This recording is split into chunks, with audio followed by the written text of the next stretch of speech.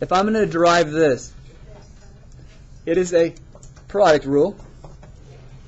So the derivative of x is 1, and then live 6 to the negative 2x, plus leave the x, and then this is a little different. The derivative of this, since that is base 6, what you do is you just derive, you put the ln a, start off with the ln of 6, times the derivative, basically it's going to be this to that power, so it's 6 to the negative 2x, and then you derive negative 2x, which is negative 2. Again, you take the power, ln the base. Sorry, look at the base, ln the base, leave the whole thing, and then derive the exponent. And you're done. Now, to simplify this, it looks like I would have, that one's gone, so 6 to the negative 2x, plus, it looks like we have negative 2x ln 6 times 6 to the negative 2x. Now, can we put a 6 to the negative 2x GCF out? We could. Now, also realize ln 6 is a number. A lot of people think it's not. Ln 6 is actually a number, so you just got to consider that when you're solving problems. Plus negative, that's kind of it. Okay. So it's going to look something like this.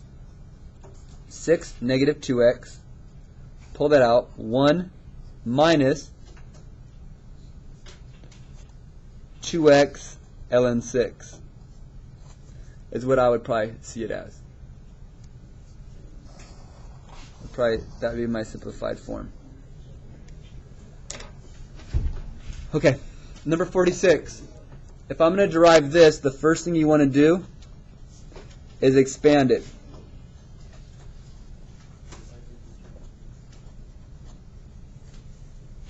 First thing you want to do is expand it. Once it's expanded, you derive each piece one by one. Now, because, do you understand this is base 10?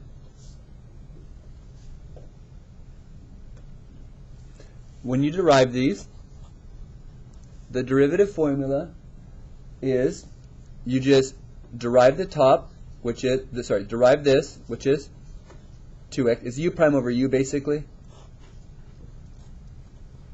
Just like ln, it's u prime over u, but you have to put an ln 10 somewhere. Where are you going to put the ln 10?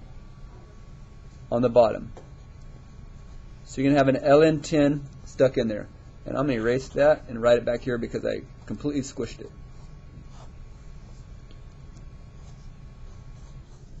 Make sure you multiply by the whole thing. ln 10 by the whole bottom. Minus the derivative of x is 1.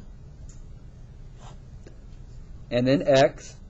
And then the base is 10, so it's still ln 10x.